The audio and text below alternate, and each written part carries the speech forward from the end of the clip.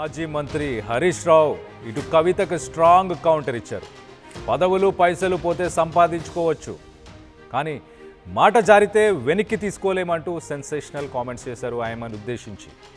మాట జారి ఎదుటివారి మనసు గాయపరిచితే మళ్ళీ అతికించడం చాలా కష్టం అంటూ ఆయన కామెంట్ చేశారు. అలాగే ఇటు కవితను ఉద్దేశించి హరీష్ చేసిన పరోక్ష వ్యాఖ్యలు, ఇటీవల ఇటు కవిత కూడా మాజీ మంత్రి హరీష్ను టార్గెట్ చేస్తూ సెన్సేషనల్ కామెంట్స్ చేశారు.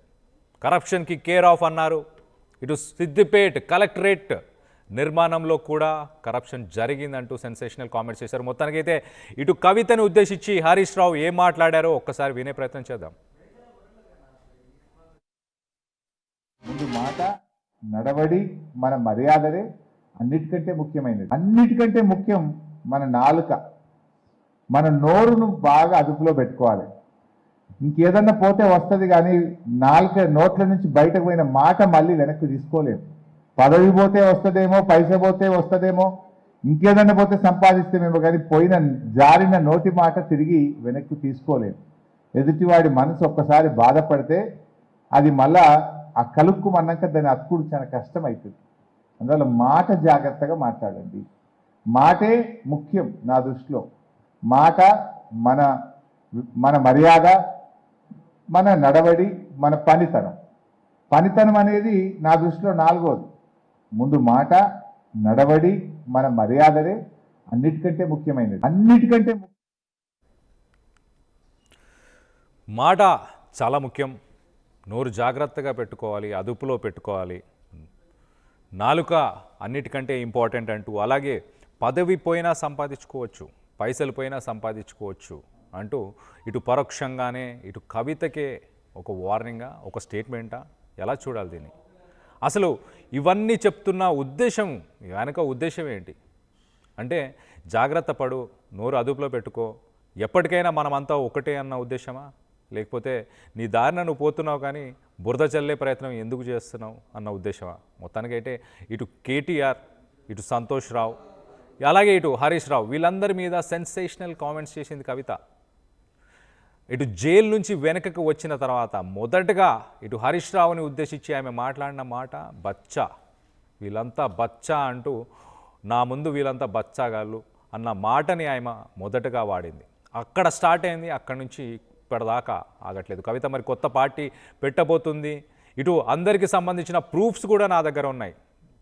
ఆమె ఇప్పటిదాకా బీఆర్ఎస్కి సంబంధించిన నాయకులని ఉద్దేశించి ఎంత మాట్లాడినా దాంట్లో ఎక్కువ శాతం ఇటు హరీష్ రావుని ఉద్దేశించి మాట్లాడిందే.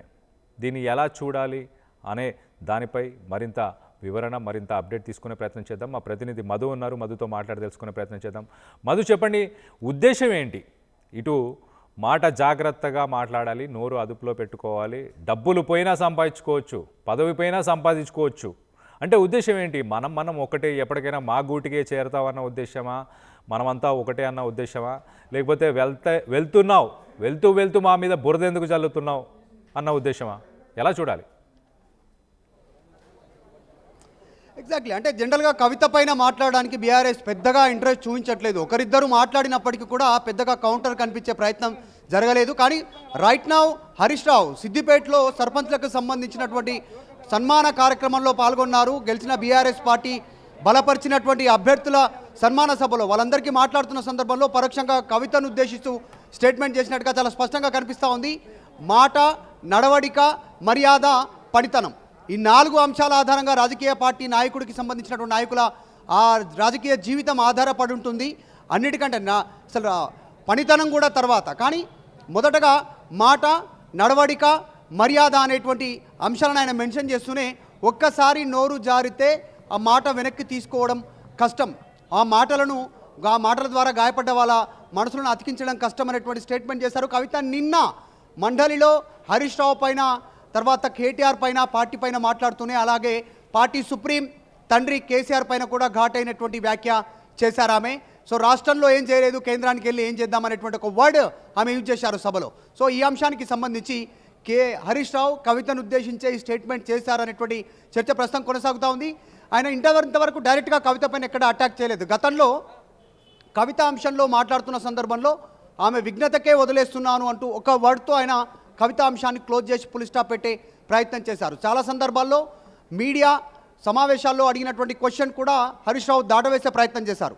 సో ఈరోజు సమయం సందర్భానుకంగా నిన్న కవిత స్టేట్మెంట్ చేశారు కదా, ఆయన దానికి కౌంటర్ ఇచ్చే ప్రయత్నం చేశారా అనేటువంటి చర్చ ప్రస్తుతం కొనసాగుతూ ఉంది. మాట, నడవడిక, మర్యాద మన పనితనం. ప్రజల్లో ఈ నమ్మకం కోల్పోతే కష్టం. సో ప్రస్తుతం మాట మాట్లాడేటప్పుడు చాలా జాగ్రత్తగా మాట్లాడాలి. మాట ఒక్కసారి జారితే తిరిగి దాన్ని తీసుకోలేనటువంటి పరిస్థితి ఉంది. తర్వాత గాయపడ్డ మనసులను అతికించేటువంటి సిచ్యువేషన్ ఉండకపోవచ్చు అనేటువంటి స్టేట్మెంట్ డైరెక్ట్గా హరీష్ రావు కవితను ఉద్దేశించే చేశారా అనేటువంటి చర్చ ప్రస్తుతం వైరల్ అవుతా ఉంది. సో హరీష్ రావు చాలా రోజుల తర్వాత చాలా టార్గెటెడ్గా కవిత మాట్లాడారు హరీష్ రావు పైన. సో హరీష్ రావు ఈరోజు పరోక్షంగా కవితనే ఉద్దేశించి మాట్లాడారా ఈ మాట అనేటువంటి వర్డ్, ఎందుకంటే అక్కడ సందర్భం లేనటువంటి సిచ్యువేషన్. గెలిచిన సర్పంచ్ అభ్యర్థులను సన్మానించడానికి వెళ్ళిన హరీష్ రావు కొద్దిసేపు స్పీచ్ ఇస్తూ మాట్లాడుతూ వాళ్ళ నడవడిక ఎట్లా ఉండాలని చెప్తూ ఈ స్టేట్మెంట్ చేశారు. ఆయన సంగారెడ్డి, మెదక్ ఇంకా మిగతా ప్రాంతాల్లో కూడా ఈ సర్పంచ్లకు సంబంధించినటువంటి సన్మాన కార్యక్రమాల్లో పాల్గొన్నారు. అక్కడెక్కడా ఈ వర్డ్స్ మాట్లాడలేదు, మాట, మర్యాద, నడవడిక. సో ఆయన నిన్న కవిత మాట్లాడిన తర్వాత, అది కూడా డైరెక్ట్గా కేసీఆర్ని అటాక్ చేసిన తర్వాత, బీఆర్ఎస్ని అటాక్ చేసిన తర్వాత కవితను ఉద్దేశించే హరీష్ రావు ఈ మాటలు అన్నారా అనేటువంటి చర్చ ప్రస్తుతం కొనసాగుతూ ఉంది. సో హరీష్ రావు ఇచ్చినటువంటి మాటల విషయంలో సో జాగృతి నుంచి కూడా ఖచ్చితంగా కౌంటర్ ఉండేటువంటి అవకాశం ఉంటుంది. కాకపోతే హరీష్ రావు కవిత పేరు తీసుకోలేదు, కవిత అంశాన్ని ప్రస్తావించలేదు.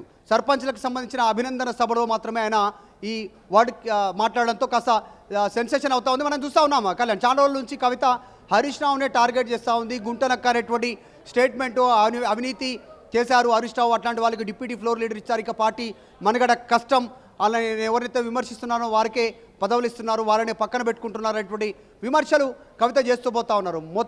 అసలు కవిత బయటికి రావడానికే రీజన్ హరీష్ రావు అనేటువంటి స్టేట్మెంట్ కూడా కవిత టీం అండ్ కవిత చేసినటువంటి సిచ్యువేషన్. వాటన్నిటికీ సమాధానం చెప్పలేదు హరీష్ రావు, కానీ పరోక్షంగా కవిత నిన్న నోరు జారారు ఆ మాట అనేటువంటిది రాష్ట్ర ప్రజలందరికీ చెప్పే ప్రయత్నం హరీష్ రావు ఆ వేదికను ఉపయోగించుకొని మాట్లాడారా, పరోక్షంగా కవితను ఉద్దేశిస్తూ మాట్లాడారా అనేటువంటి చర్చ కొనసాగుతుంది.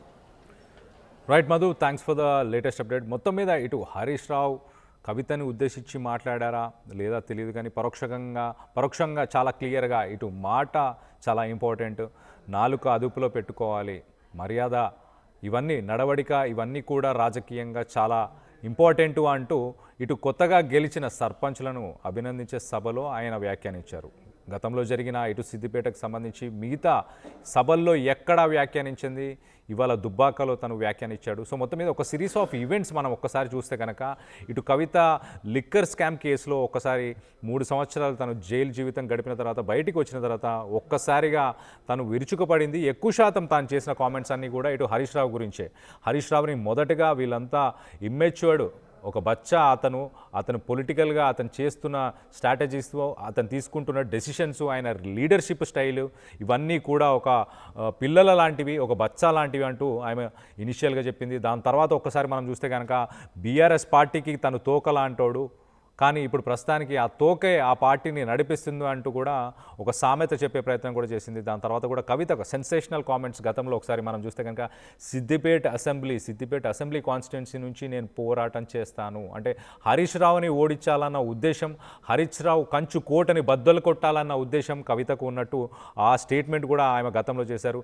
ఇటు లెజిస్లేటివ్ కౌన్సిల్ శాసన మండలిలో తను రెసిగ్నేషన్ని యాక్సెప్ట్ చేయాలి అంటూ ఇటు గుత్తా సుఖేందర్ రెడ్డితో మాట్లాడుతూ ఆమె చాలా క్లియర్గా తెలంగాణ ఫస్ట్ పొలిటికల్ పాత్, ఇండిపెండెంట్గా బీఆర్ఎస్ ఒక స్ట్రక్చర్ని తీసుకొచ్చింది, ఆ స్ట్రక్చర్ని ఆ టీఆర్ఎస్ నుంచి బీఆర్ఎస్గా మారినప్పుడు ఆ స్ట్రక్చర్ని కోల్పోయిందంటూ కూడా ఇటు బీఆర్ఎస్ పార్టీని ఉద్దేశించి మాట్లాడింది.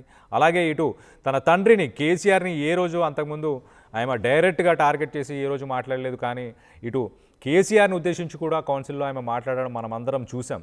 దాంతోపాటు ఇటు హరీష్ రావుకి, ఇటు ప్రస్తుతం సీఎం రేవంత్ రెడ్డికి వీళ్ళిద్దరికీ సంబంధాలు ఉన్నాయి, వీరిద్దరు కలిసే ఇవన్నీ చేస్తున్నారు అంటూ కూడా గతంలో ఆమె కొన్నిసార్లు ఆరోపణలు వ్యక్తపరిచింది. అలాగే కాళేశ్వరం ప్రాజెక్టు గురించి కూడా, దానిలో అవకతవకల గురించి ఏవైనా కూడా తన తండ్రి మీద మచ్చ తీసుకొచ్చే ప్రయత్నం అప్పుడున్న హరీష్ రావు కానీ అప్పుడున్న మిగతా మంత్రులు కానీ వీళ్ళు చేసిన చర్యల వల్లనే ఇదంతా నా తండ్రికి జరిగిందంటూ కూడా ఇటు కవిత సెన్సేషనల్ కామెంట్స్ అయితే గతంలో కూడా చేసింది. సో మొత్తం మీద ఒక హరీష్ రావు రెస్పాన్స్ అయితే చాలా క్లియర్గా ఆయన ఏం చెప్తున్నారు, ఆమె ఓపెన్ బుక్, ఆయన ఒక విజ్డమ్తో ఒక డిఫెన్సివ్ మోడ్లో చాలా క్లియర్గా నేను ఆమె విఘ్నతకే వదిలేస్తున్నాను, నా 25 ఏళ్ళ పొలిటికల్ కెరియర్ ఏంటో ప్రజలందరికీ తెలుసు, అది ఒక ఓపెన్ బుక్, పబ్లిక్లో ఉన్నాను నేను, ప్రజలే దానికి సాక్షి అంటూ ఆయన కూడా ఒక విఘ్నతతోనే ఒక ఆన్సర్ చేసే ప్రయత్నం చేశారు. అలాగే ఆయన చాలా విషయాల్లో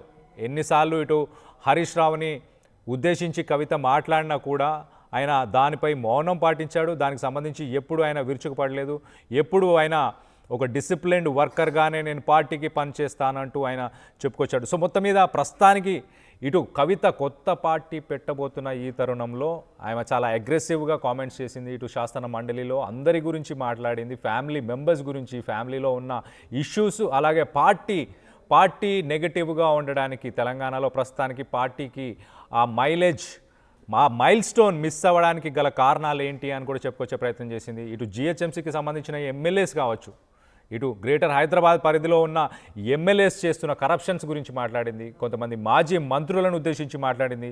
సో బీఆర్ఎస్కి ప్రస్తుతానికైతే ఒక ప్రతిపక్షాలకి మిగతా పార్టీలకు అన్నిటికీ కూడా ఒక అస్త్రంలా కవిత స్టేట్మెంట్స్ ప్రస్తుతానికి మారుతున్నాయి. అలాంటి తరుణంలో మరి ఇటు హరీష్ రావు కానీ బీఆర్ఎస్ పార్టీ నుంచి కానీ ఎలాంటి రెస్పాన్స్ ఉండబోతుంది రానున్న రోజుల్లో వేచి చూడాలి. దీనికి సంబంధించి మీరేమనుకుంటున్నారు? మీరు ఎవరిని సపోర్ట్ చేస్తున్నారు?